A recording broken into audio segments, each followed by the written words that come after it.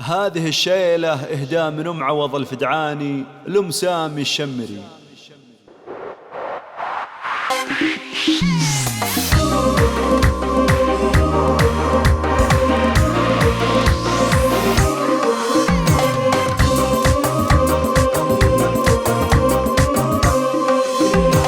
يا مرحبا باللي غلاها زايد، لعيونها شعر تفيض بحوره، نوره طلتها علينا تنور كل الأماكن من ضياها نوره. من أم عوض لك يا أم سامي شيلة، مضمونها صدق الغلا وشعوره، يا نورها اللي في الحشا من زالك، داخلي غلاك من جسوره. يا أم سامي فيك عز وشيمة، والطيب ساسك امتداد جذوره، يا شمرية مالك مساويني، انت الفخر لا بان معنى وصوره، يا بنت شيخ بالكرم له سيره، والطيب طيبه والوفا دستوره، تستاهلين المدح دقه وجله، يا الغاليه قدرك فوق حضوره، عفه وذوق وزود قدر وهيبه، فيك المكارم كلها محصوره، ثقل وجمال وزود عقل وديني، بين النساء بحضورك الاسطوره، عمامك اهل العز واهل الطاله، خوالك اللي افعالهم مذكوره، ربع المجل ربعك الشجعاني، بالعز خط وسيرة مشهوره، انت الفخر بنت الطنا يا شمار، والمجد شاده وبالعالي صوره، الله يحفظك الاصيل ام سامي، يديم عزك في العمر يا نوره.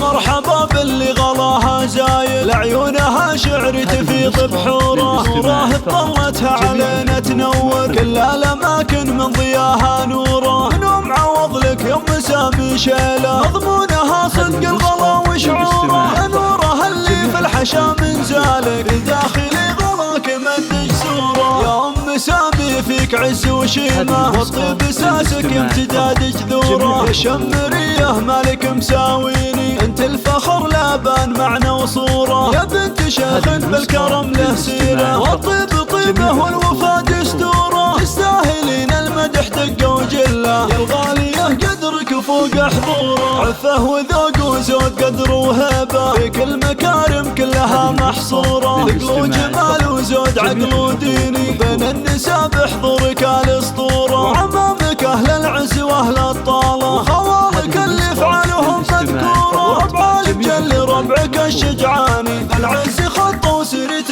مشهوره، انت الفخر بنت الطنا يا شمار، والمجد شاده وبالعالي صوره، الله يحفظك الاصيل ام سامي، يديم عزك في العمر